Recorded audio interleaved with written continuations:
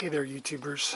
This is a timing belt change for a 2002 Land Rover Freelander. Excuse me. First off, I'd like to say that this is the way that I'm doing it, that I did it, and this is not the way that the book recommends you to do it. They want you to take off both of the bolts and the front pulleys, and there would be 4 bolts on the back pulleys, because there's 2 pulleys, 1 bolt for each pulley back there. So you would need a total of 6 bolts. And I don't see any reason to change all these bolts unless you had to take off the pulleys to get to the O-rings.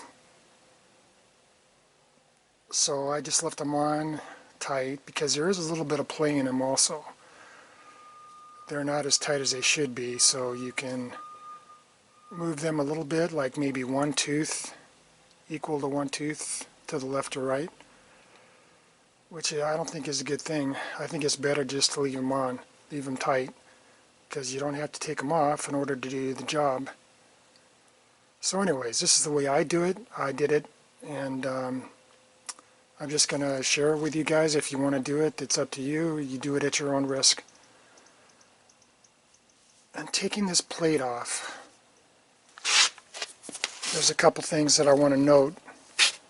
Actually, this would be the top like this. It's at a little angle, and then the alternator mounts up here, and the oil pump or the power steering pump goes there.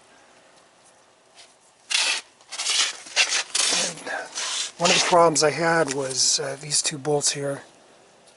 These are very difficult to get to, because you have to come at an angle going through this opening in here with a long wrench.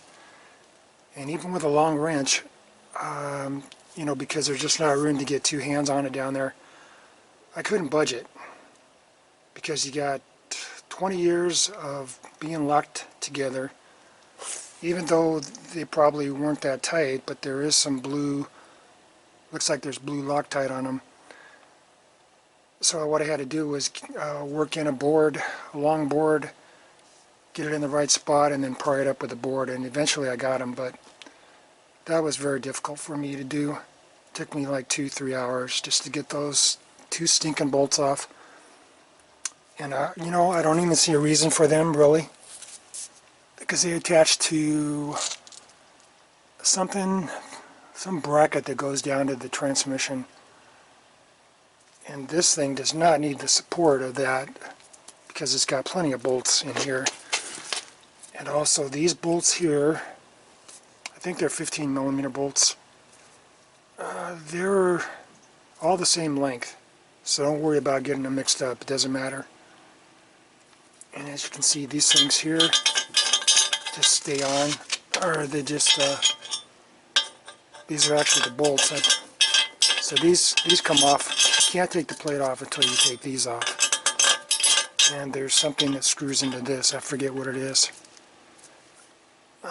Something to do with, I don't know. It's been a while ago. And then something else is that the AC attaches right here. And that's why you have to remove the AC. It's got 3 bolts. 1, 2, and then 1 in the back over there. And all you have to do is just drop it. You can see, just take it off, just let it drop on the oil pan there. And I didn't have to remove the oil cooler or anything else. None of that stuff was in the way.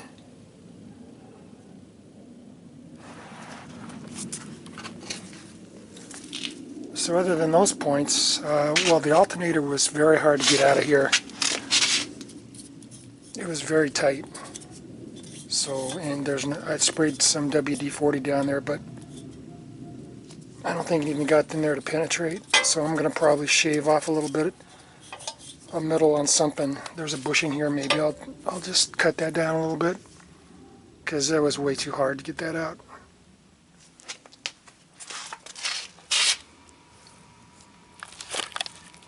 So anyways, good luck if you decide you want to do this job. It is doable.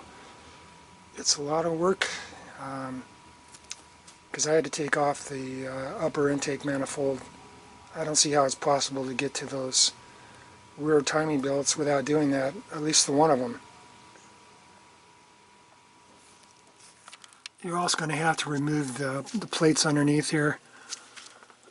Yeah, you can see they're just sitting right there. And those aren't that hard. There's just a few bolts, like they attach right here, I think, on both sides there. And then they come up here. And then this one plate, I think, goes on one of them, and this person is missing the other one, so I didn't have to remove that. So those have to be taken off and get out of your way. Also, this right here is the locking pin, alignment pin for the timing. When you get at top dead center, if everything's right, this will slip in and lock into the flywheel. And where you install this is kind of difficult to see. I know somebody else, a few other people have brought this point up, but it's just to the right of this exhaust here. This is where the motor connects to the transmission. So there's your flywheel. And I don't know if you can see it, but back in there, there's a few holes. And if you have an automatic transmission, the hole you want is the one against the case, the farthest back one. I guess the other one's for manual transmission. And also, this does not go in all the way up to here. There's still about a 1/4 inch left on here, so don't expect this to be flush with this ring right here up against the metal. And you can tell by trying to rotate your crank, because it won't move. And here's your power steering assist pump right here. I just tucked this out of the way, kinked this cable back a little bit, and I wired it up. And there's plenty of room on these belts or these hoses to do that, because that will be in your way. And I put something, a big bolt down there, and where the the dipstick goes, just to keep everything out of there in case something dropped down inside. Okay, here's the way I marked this cam belt. I just put a mark there and a mark on the pulley itself, and I'm using this screw hole as the center line for that, and I did that on each side. And this one over here is a little bit different because it goes the cog, it's marked on the cog, but this side it's marked on the steel. But that's okay, doesn't matter. There's a shot of the whole thing. Now down below,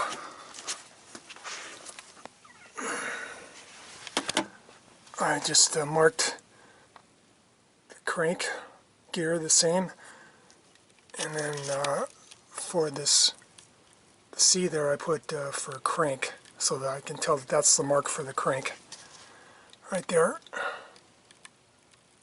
And I'm just going to slip this off. This belt really isn't that tight. I think I can slip it off the pulley or something, or just cut it, either way. Alright, so what I did was take the top part off and move it a little bit to the right. Gave me a little slack down here. I've got this lined up here. There's my mark on the crank, my original mark, and the belt on the cog there that goes right inside. And this is just a like a water hose or something, 1 inch, something like that, something to wedge down in there to hold it. And then I'll go back up on top and do that. Here's a shot of everything back together except for the covers. All the timing's set, the rear belts are on, the covers are on, I just got this intake manifold back on, and if you do take this off, don't forget to run your crank sensor wire back. It goes inside of the cover down along there. But I put on a new water pump, new pulley here, new tensioner here, so this is all new belt. Of course I didn't touch these bolts. It says to take those off, but I can't see any reason to do that, as I said before. I just finished putting on the front belt. That was a big pain in the butt. So now I'm doing these two back ones. This is the tool that you're supposed to be using with this motor. You can see it's got these keyways. One's bigger, one's smaller. And that's going to match up on this gear right here. When it's in line, top dead center, and both of these are lined up properly. This piece is going to be in the back, the small one, and the bigger one's going to be in the front. And this kit that I got was like 80 bucks on Amazon. It is working, but I had to make some modifications to make it work. This thing here had to be filed down, both of these a little bit, because they weren't quite square or rectangular. They went off at a little angle. So once I fixed that, and then these had to be filed down also to fit around the spokes there on the pulley. On this one here, this goes in between, like on the outside here, and the other one that goes inside of there. So once you do that, it'll work okay. But anyways, there's a guy on YouTube who made a video of the same motor, and he just used some kind of plumbing tool to hold the front one while he undid this one, which they say not to do because you can damage the cams. So I'm not going to do it, and it's worth it to me to pay 80 bucks for even just the one part here. And I don't know, I'm not taking off the front cam gears like they say to do, because I don't see any point in doing that unless you have to replace oil seals or do something behind there to get those off. And I don't know if these are going to work, but apparently they're supposed to. This is for the 2.5 liter and the 2 liter. It's got this little spreader thing here, and for your tension pulley there, it's got the pin if you want to replace that or use that over. But I suggest that you mark the belts. I use these brackets, these plastic covers here, as my top dead center mark. And then I marked the pulley also and the belt at top dead center. Just for reference, you know, in case something moves, you want to put it back exactly where you got it before.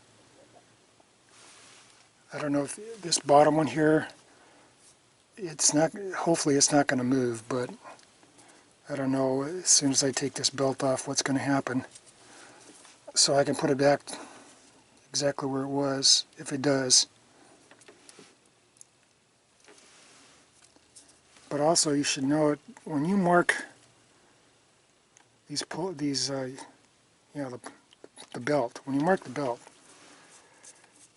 they're not going to match up. Like if you put, I marked this before when I was doing the front, and I marked the front belt also, and those marks do not seem to match up ever to top dead center again. Same thing on the front here. I use these where the bolts go here. I use those as my top dead center marks, and then I mark the pulley here with just a little bit of paint, white paint or green paint, whatever you have with a toothpick. And then same thing on the cam down there.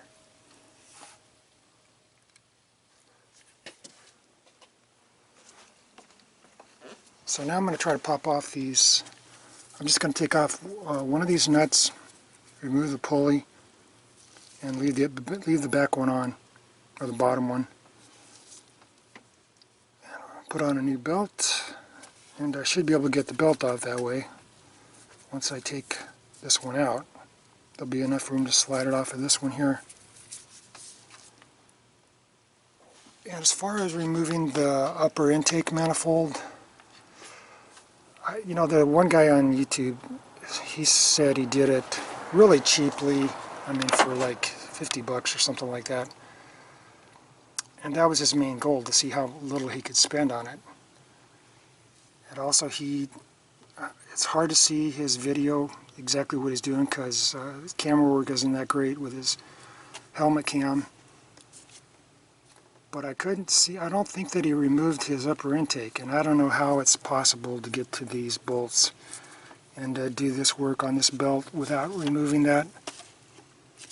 And that's a giant pain in the ass too, because of those two screws in the back that you have to reach behind. You can't see. I always hate taking that off. I had to take it off to do the thermostat. In fact, all this had to come off.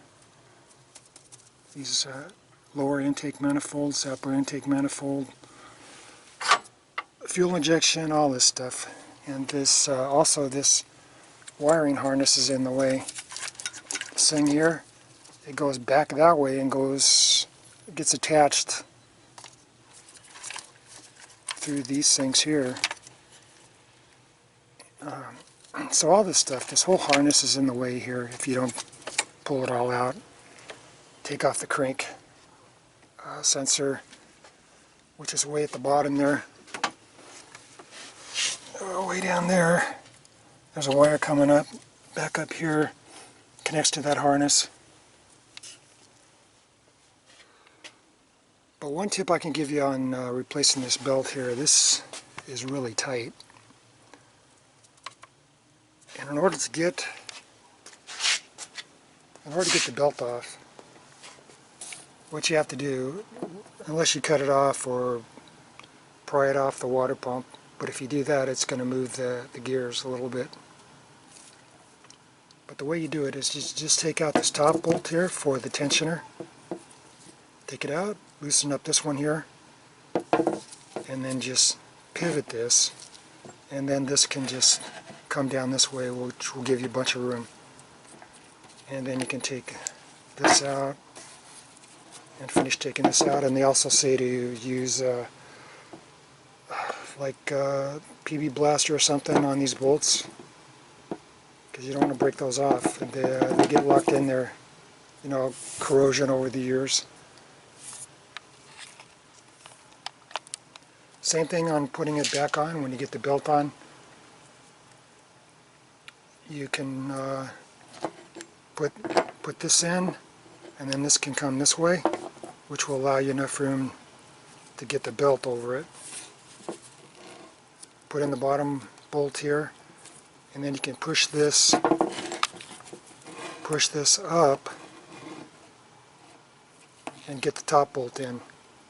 It's difficult to do because there's just no room, and you're down on the ground trying to do this with two hands. But it is doable. And also I had a problem with this side over here. It would pull this way. This one would pull this way too when I got the belt off. And there's tension, you know, when you try to put it back to where it's supposed to go. And I locked it in with that tool there, this tool here. I locked it on this side, and it stayed after a few hours. So that was good. I had got the belt on and stuff. But this one over here, I couldn't get it to stay without locking. I had to use that tool to lock it in place, and it was hard to get it up there. I had to get a wrench on both sides. Somebody over here with 19mm, somebody over there 19mm, both people pushing up because the belt is very tight even without the tensioner on it, and you're pushing against that. So just to get that on, that was kind of a chore.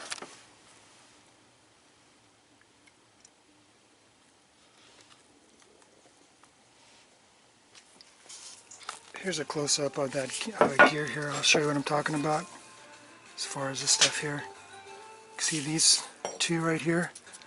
They'll go in between, and then this one here will go around that spoke,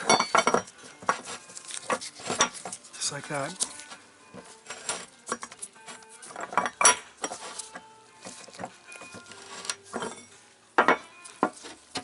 And you have two marks on here. This is my top dead center there, but there's a mark at the bottom too. And then I marked the belt, which I'm going to transfer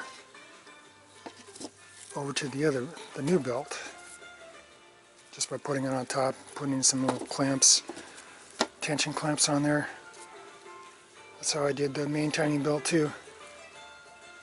So this came off pretty easily. They're not that tight. Locking it in place, it was pretty easy to do that. Well, I thought this was going to be easier, but it's pretty tough to get these belts on because they're tighter. And there's really no room. I put the new belt on, got it lined up as well as I could, and then put this sprocket onto the belt, and then push this pin. These are alignment pins. Gives you two in the kit here. So if you take them both off together, you've got this little spreader tool, and you can knock it in that way. But it's a lot easier to get them on the, well, it might be easier to take them both off. I'm not sure, but I'm having a hard time getting this on here. It feels like it's there, but it only goes back not even a 1/4 inch on the shaft. And I know it's not on, it's not locked in there. So I guess I'm going to have to keep trying to stretch this belt a little bit to get it over. I took the belt off just to check this to see, and I think I do have it on. Problem is, see, it wants to rock forward, backwards, up and down a little bit.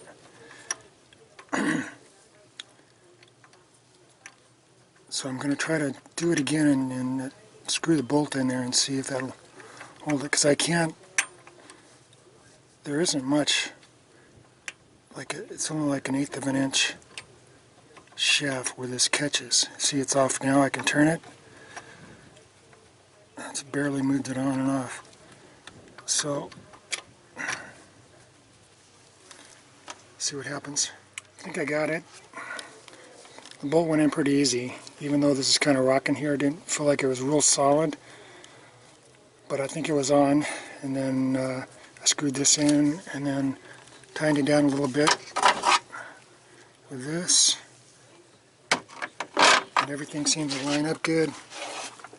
See, it's right in line where it's supposed to be, or the other one, same as that one there.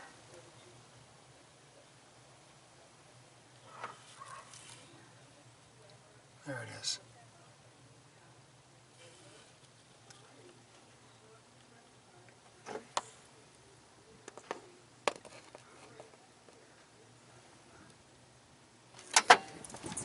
Now, this one over here is going to be really fun, because so far I can't get much leverage with my arms down there. One problem I've been having on these rear timing belts, this one here is fine, everything worked out good. When I took off this pulley, this bottom one here didn't move, but this one here did. About 2 minutes later, I was away from the car and I could hear it click, and it pulled over down maybe like 5 or 6 teeth or so.